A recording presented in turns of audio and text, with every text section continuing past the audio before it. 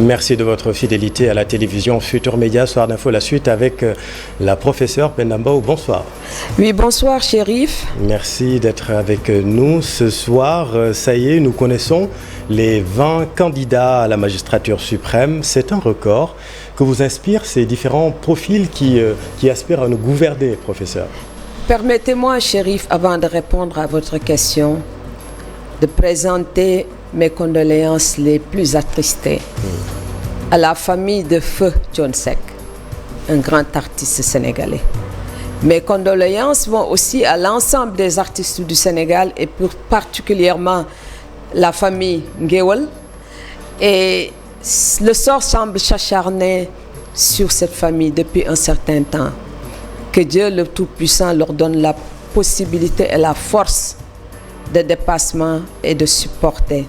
Et que Dieu le Tout-Puissant aussi accueille la mère Diaga et sa fille dans son paradis céleste. Amen. Amen, amen. Maintenant, pour revenir à votre question, contrairement à ce que beaucoup pensent, je crois que nous vivons une véritable crise de notre démocratie.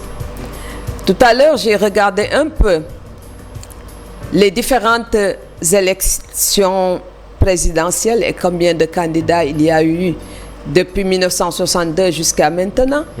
Pour la première fois, on se retrouve avec un nombre aussi important. Ça veut dire que nous sommes à la fin d'un processus qui existait depuis Senghor, mais peut-être à partir de 1968 jusqu'à maintenant, et qu'il faut repenser autre chose. Nous devons reprendre notre système. Et si j'en juge par les profils, le nombre, il y a un besoin véritable de renouveau de la classe politique. Et pour la première fois, on est en présence de candidats, et beaucoup de candidats qui n'ont jamais été à une quelconque élection, à fortiori une élection présidentielle. C'est vrai. Les deux candidats que je vois qui ont déjà eu une expérience de campagne électorale présidentielle, c'est le candidat Idrissa Seck, c'est le candidat Mamadou Lamine Diallo. J'ai regardé les profils, mais ce sont des profils jeunes, parfois novices, y compris le candidat de Benno Bokk Yakaar. Oui. Donc ce sont tous des candidats qui vont à la présidentielle pour la première fois, et ça c'est un fait qu'il faut absolument relever.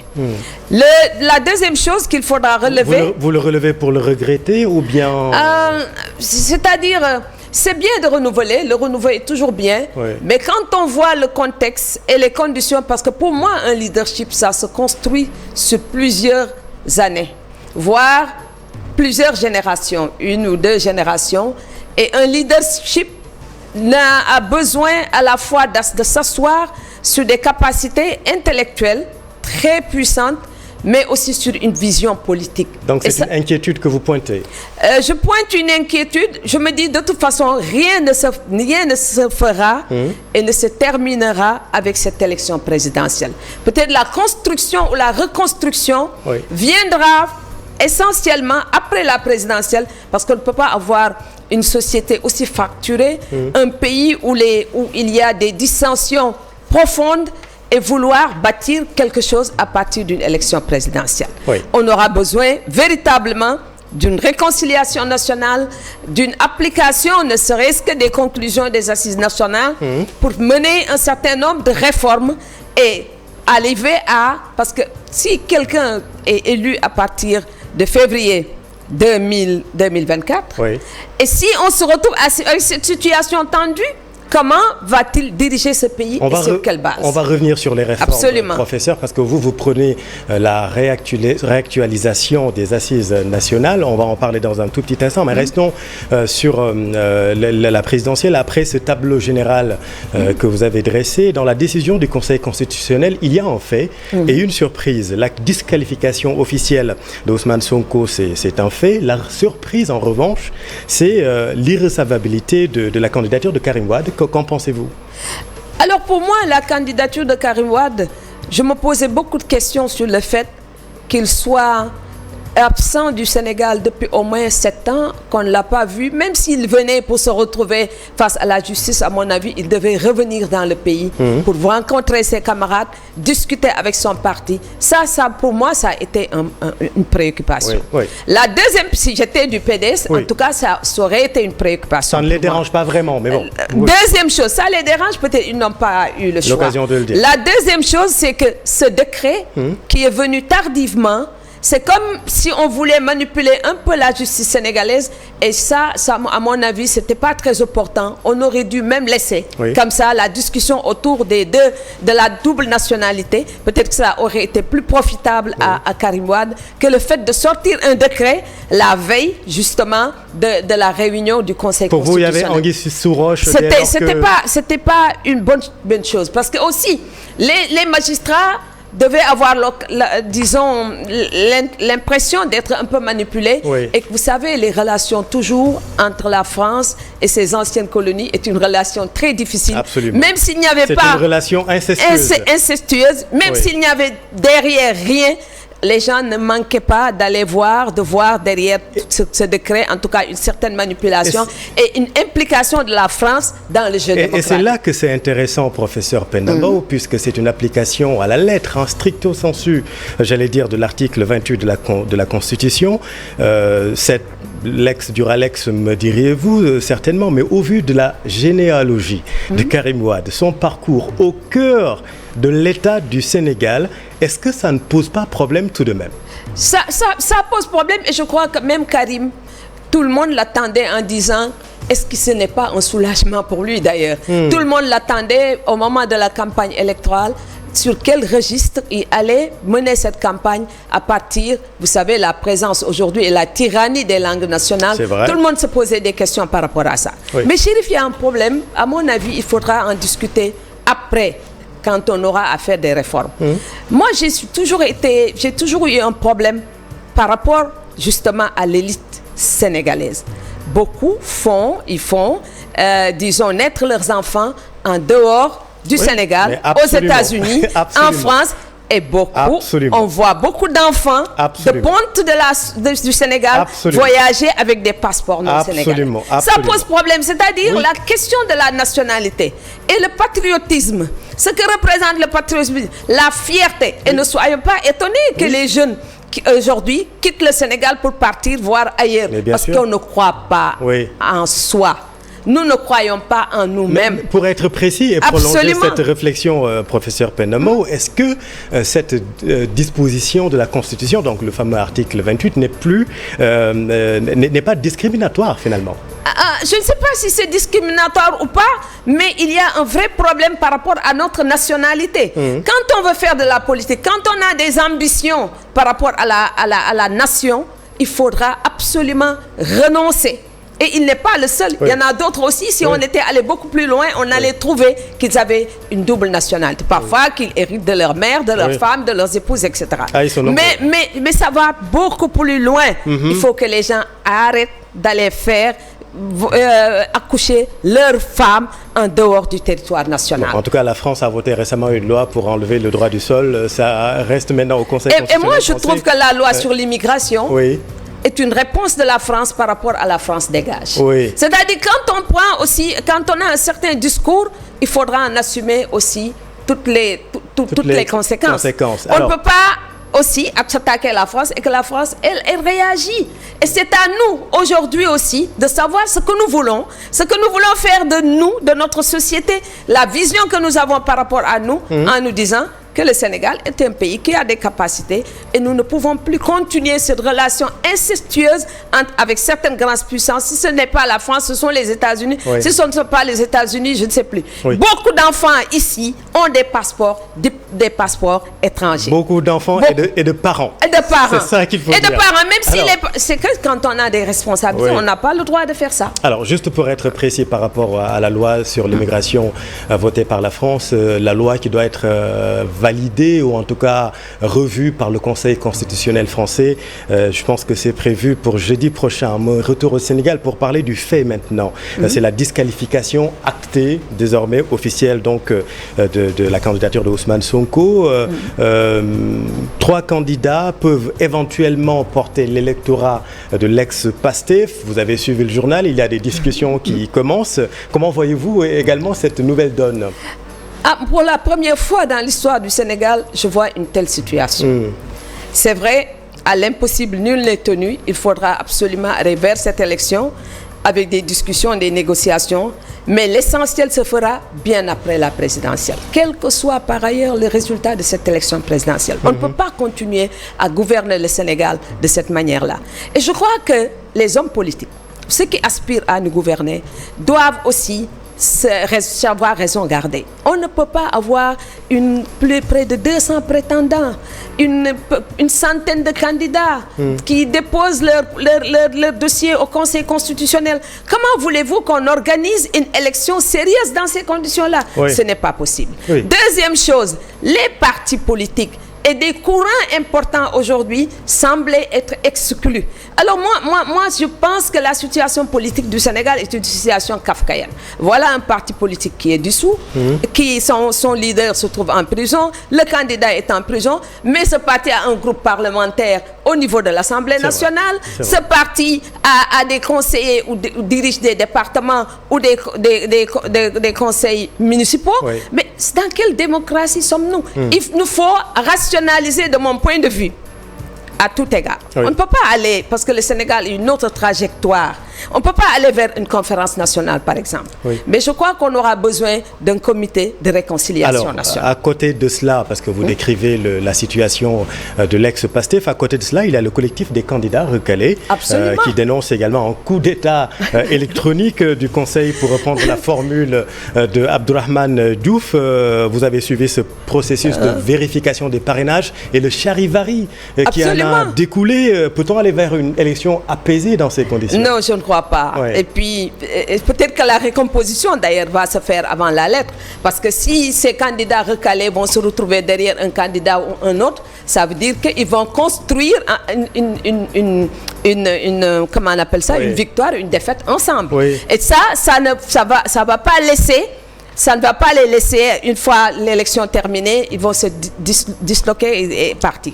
Non, je crois que là, tout le monde doit prendre ses responsabilités. On est devant une situation très sérieuse. Et moi, je ne verrai une solution ou avoir une vision beaucoup plus claire de la situation que le jour de l'élection ou après élection. Ben justement, parce que malgré tous ces bruits, malgré ces contestations, ces accords et désaccords, eh bien, le processus suit son cours. Est-ce que ce n'est pas également le propre de la démocratie, tout simplement? Non, ce n'est pas le propre de la démocratie. Vous savez, le Sénégal est parti d'une démocratie très ancienne. 1848, on a voté pour la première fois, c'était les partis des métis, les partis dans les grandes villes, ou bien, si vous voulez, les 4 communes, à une démocratie plus ou moins contrôlée quand on s'est retrouvé avec le parti unique, mais il existait aussi des partis qui étaient dans la clandestinité, qui luttaient. La démocratie plus ou moins contrôlée encore de Senghor avec les 4 courants, mais 1980-81, on va vers le multipartisme intégral. Mais ce que je veux dire, c'est qu'il y a ces écueils, mais malgré tout, on avance. Et puis on avance, parce que par exemple, le code consensuel qu'on avait eu, le code Kébamba et tous les codes, mais aussi l'isoloir, c'est là où Wade a joué un rôle extrêmement important avec les partis de gauche. C'est parce qu'il a lutté pour qu'il y ait une pluralité des médias, un multipartisme, mais avec une transparence dans le vote. Nous-mêmes, nous avons beaucoup travaillé dans les années 90 avant l'ONEL, en lançant l'idée d'initiative des 5 mars pour la transparence. On avait retrouvé un certain consensus, c'est vrai. On était arrivé à des consensus, mais aujourd'hui, il faut le reconnaître, Chérif, c'est la passion qui guide la vie politique sénégalaise. Or, on ne peut pas construire une démocratie quand la passion dépasse aujourd'hui les attentes en matière de démocratie des populations. Vous savez, dans les grandes démocraties, on peut ne pas être d'accord avec quelqu'un. Je donne toujours l'exemple de Chirac et de Sarkozy. Tout le monde savait que Chirac n'avait pas comme ami Sarkozy. Mais quand l'intérêt à la fois de leur parti mais aussi l'intérêt de la France se trouvait dans la rencontre entre les deux hommes, ils se sont retrouvés. Et c'est ça. C'est-à-dire, on ne peut pas je mets en avant mes sentiments au détriment justement de l'intérêt général et des objectifs généraux. C'est ça qu'il faut dépasser. Alors, pour prendre comme marqueur, excusez-moi de vous interrompre, mais pour prendre comme marqueur, je vous renvoie aux propos de l'ancien Premier ministre Mamadou Lamine Loum, qui lui a déclaré en novembre dernier, d'ailleurs lors d'un panel auquel vous avez assisté, que tout s'est disloqué en 2016 avec le fameux référendum. Est-ce que vous êtes d'accord avec ça? Vous savez, c'est que, parce qu'avec ce fameux référendum, c'est le président Macky Sall lui-même qui avait demandé aux tenants des assises nationales de réfléchir au sein de la CNRI, donc à une mouture, en tout cas à des réformes institutionnelles. Et la CNRI avait produit une mouture qui pouvait être une nouvelle constitution. Et j'étais présente le jour où le président Mbow, avec tout le groupe de la CNRI, était venu au palais présidentiel pour remettre au président de la République le document. Et le président, dès le lendemain, il y a eu des réactions de la part, je me souviens toujours, des propos de Madiambal Diagne et de Thérèse Faye Abdoumou, qui avaient plus ou moins disqualifié un peu Amadou Mahtar Mbow et justement le document. Malheureusement, le président dit qu'il en avait choisi quelques éléments qu'il intégrait dans la nouvelle constitution en mettant de côté justement cette mouture qui était très bien ficelée et qui était, disons, une réflexion globale venant de personnalités, de hautes personnalités juridiques, intellectuelles, qui pouvait être, à mon avis, une bonne base de négociation et de discussion. Tout le problème du Sénégal est aujourd'hui, comment faire pour équilibrer les différents pouvoirs? Pouvoir législatif, pouvoir judiciaire et particulièrement le pouvoir exécutif par rapport aux autres pouvoirs. Mais professeur, pour gouverner, il faut avoir de la majorité. On peut pas... Non, ça ne veut pas dire, par exemple, on peut, là, dans les réformes, on peut aller même vers non plus un suffrage universel intégral. On sait tous que le pouvoir législatif... Justement, c'est là où il faudra que les partis politiques c'est compliqué. On a assument leurs responsabilités. Vous avez vu ce qui s'est passé en Guinée-Bissau. Non, ce n'est pas la Guinée-Bissau. Oui, j'entends bien, mais non, je veux dire... la Guinée-Bissau, c'est un parti-État. Le PAGC est un véritable parti-État. On l'a vu. Mais au Sénégal, quand même, on a une expérience politique qui peut nous permettre aujourd'hui d'aller vers de nouvelles institutions. Mais ça veut dire aussi que les partis politiques devront travailler et être responsables. Non seulement être responsables. Vous avez vu l'Assemblée nationale, il y avait une majorité relative et ça s'est transformé en une pétaudière. Mais il faut absolument des députés très bien formés, bien préparés et assumer leur rôle. C'est-à-dire, moi je pense, et je le dis depuis plusieurs années, il faut remettre l'instruction, l'éducation, la connaissance au cœur de notre système démocratique. Oui, mais ça, ce sera après la présidentielle, manifestement. Ah, bien sûr. Oui, donc, puisque c'est ça qui vous fait dire à vous que le modèle démocratique du Sénégal n'est plus adapté face aux nouvelles exigences. Non seulement aux nouvelles exigences, non-réalités, mais aussi la demande pressante. Vous savez, la société aujourd'hui donne l'impression d'être beaucoup plus en avance sur les politiques. La société mais la pression, elle est exigeante. Et nous avons, contrairement à ce qu'on pense, des citoyens matures, qui connaissent une certaine maturité. Nous devons faire attention. Je crois que ce sont les politiques qui sont un peu en retard par rapport justement à ce que la société veut, ce qu'elle demande. Et les gens sont très réalistes et ont une vision très claire de ce qu'ils veulent de notre pays. Mais d'ici là, comme je pense que y a désormais, donc c'est officiel, 20 candidats, je pense que toute la presse en a parlé, le vin est tiré, il faut le boire et passer à autre chose. C'est ce qu'il faut. Qu'est-ce qu'il faut? C'est ce qu'il faut. Et je crois qu'il faudra développer des stratégies. Mais à mon avis, dès maintenant, le président Macky Sall doit prendre, ne serait-ce que de façon souterraine, des initiatives. Parce que l'après, on n'aura pas beaucoup de temps à perdre après l'élection présidentielle. Pour commencer dès maintenant à mettre en place les solutions et ce qu'il faudra prendre et adapter. Parce qu'on ne peut plus continuer dans ce contexte véritablement de guerre, ni guerre ni paix. si nous voulons avancer. Deux dernières questions, professeur Penambo. D'abord sur les femmes, le leadership féminin semble prendre un coup avec cette présidentielle. 20 candidats, 2 femmes. Mais où sont les femmes? Les femmes sont là, elles sont éliminées tout simplement des choix. Oui. Toutes les femmes qui ont de l'expérience, qui se sont battues. J'ai eu des amis en France qui m'ont interpellé en me disant, par exemple, mais comment a-t-on pu mettre de côté Mimi Touré, par exemple? Je crois Amsatou, après tout, c'est une femme qui a de l'expérience. Amsatou, ça aussi dit, tout à fait. Aïda Mbodj, elle a blanchi sous le harnais, comme on dit. Oui. Elles sont des candidates. Mais j'ai le sentiment aujourd'hui que le besoin de renouveau, par exemple en 1988, quand il y a eu une irruption de cette jeunesse dans l'espace public, la réponse qui était donnée par le pouvoir parti socialiste à l'époque, c'était de rabaisser l'âge du vote. De rajeunir. Aujourd'hui, je crois, avec l'éruption, plus que l'irruption, mais l'implication de cette manière entre 2021 et aujourd'hui de la jeunesse sénégalaise, et je l'explique toujours, avec un leadership bien rajeuni, ça pose problème aux politiques d'antan. Et qu'est-ce qu'on nous propose? On nous propose, et c'est là où j'essaie de comprendre, par exemple, la place, le rôle que joue votre confrère Pape Djibril Fall et Anta Babacar. Je me dis, bon, voilà des jeunes qui sont promis, mis au devant de la scène, peut-être pour rompre un peu le charme Sonko, c'est-à-dire le charme, la magie que Sonko a sur une jeunesse. Vous croyez? C'est possible. C'est possible. C'est comme ça que j'ai ma lecture. Donc tout ça montre qu'on cherche des solutions. On cherche des solutions, mais je crois que la solution ne se trouve pas dans l'enjeu. Et puis bon, il y a certainement des forces qui interviennent, qui ne sont pas visibles d'une manière ou d'une autre. On essaie de contourner une réalité qui est là. Mais je crois qu'il faudra mener une réflexion très approfondie sur cette question. Sur le leadership féminin. Absolument. Le leadership, que ce soit féminin, le leadership jeune, parce que l'avenir du pays dépendra de ça. Alors, je crois qu'on a que 2 femmes, malheureusement. Les 2 femmes. Pour la première fois, elles sont jeunes. Anta se bat très bien. Rose Wardini, Anta Babacar. On va attendre. J'ai déjà écouté Anta, j'ai déjà lu des choses qu'elle a eu à dire. Mais c'est dommage qu'on ait éliminé d'une manière ou d'une autre, que ce soit objectif ou subjectif, en tout cas des femmes qui ont de l'expérience, qui auraient pu contribuer, et grandement contribuer à l'image. Au débat, tout simplement. Par exemple, j'ai lu un papier de Mamadou Omar Ndiaye sur Karim Wade.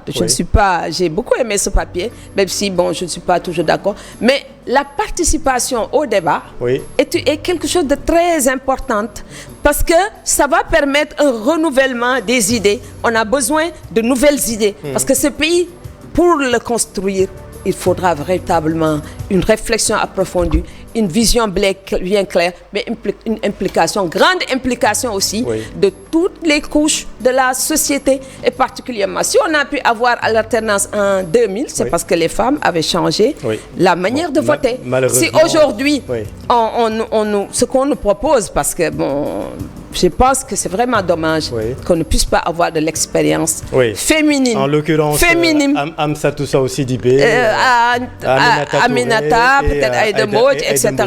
Pour nous permettre justement aussi d'avancer dans le débat. Le fait de gagner, ce n'est pas ça qui est primordial, mais le fait de changer les mentalités. L'important, c'est de participer et de participer au débat public et de transformer les mentalités. Tout à fait. Parce que le Sénégal de 2024 n'est pas le Sénégal de 1962.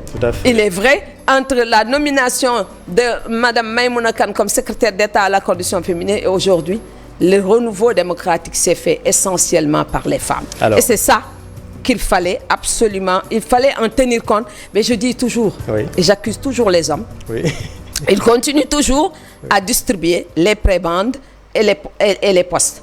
Et je les accuse aussi de reprendre toutes nos revendications, nous les femmes, pour renforcer leur propre pouvoir. Et c'est ça qui se passe. Bon. Ce qui fait que nous devons changer, nous les femmes, de stratégie. Alors, Anta Babacar Ngom et Rose Wardini vous écoutent certainement. Dernière question, professeur Penda Mbow, question d'actualité relative aux droits de l'homme, à la démocratie. Vous avez vu le rapport de Human Rights Watch sur l'état de la démocratie et de la liberté d'expression au Sénégal. Rapport qui est à rebours également de la présence du Sénégal devant le groupe de travail de l'examen périodique universel du Conseil des droits de l'homme des Nations Unies. On en a parlé dans le JT. Les délégations ont souligné pour saluer l'engagement constant du Sénégal dans la promotion et la protection de tous les droits de l'homme. C'est le même sujet, mais des avis opposés. Qu'en pensez-vous? Vous savez, le Sénégal, moi, c'est toujours ce que je dis, n'a pas le droit de faire ce qu'il veut. C'est un pays qui est considéré à travers le monde comme un success story en Afrique, qui doit servir de guide à beaucoup d'autres pays africains. Et nous devons être très regardants sur tout ce qui se passe dans ce pays. Le Sénégal, le gouvernement a le droit d'aller à Genève pour défendre le dossier Sénégal. Mais en même temps aussi, tout ce qu'on nous reproche, il faudra le prendre et voir qu'est-ce qui relève de la réalité, qu'est-ce qui nous affaiblit, qu'est-ce qui nous met dans une situation où tous les regards, où nous créons une certaine déception aussi chez certains qui croient au Sénégal. Moi, je pense que ce que nous devons faire, après avoir défendu certainement le ministre de la Justice, Aïssata l'a très bien fait, mais il faut prendre le rapport de Human Rights Watch. Je connais très bien comment travaille Human Rights Watch, Amnesty International, parce que moi... Vous donnez du crédit à ce rapport? Comment ne pas donner du crédit? Moi, je suis issu justement de ce milieu-là. Par contre, ce qu'il nous faudra faire, s'il y a des réponses que nous devons apporter les réponses en disant là nous sommes d'accord, là nous ne sommes pas d'accord et voilà nos arguments. C'est-à-dire il faut argumenter, c'est tout. Mais en même temps aussi, se dire que le Sénégal, entre 2021 et 2023, il s'est passé beaucoup de choses. Quelle est la responsabilité des uns et des autres? Quelle est la part de tel groupe et tel autre groupe? Et c'est comme ça que nous pourrons améliorer. Parce que ce que je considère et ce que j'estime devoir être un comité ou une de réconciliation ou appelez-le comme vous voulez, on devra aussi se dire des vérités, une vérité comité réconciliation, et c'est ça qui fera avancer le pays. Très bien. Nous ne pouvons pas nous accuser mutuellement sans apporter des solutions aux problèmes que nous nous posons. Merci. Et que les autres aussi nous interpellent, nous devons apporter des réponses. On devra se parler tout simplement. Absolument. Merci. Absolument. Professeur Penda Mbow, c'était un immense plaisir de vous recevoir. Merci beaucoup, c'est moi qui vous remercie. Merci à vous, chers téléspectateurs. Restez avec nous. Vous êtes au bon endroit. Excellente soirée en compagnie de nos programmes.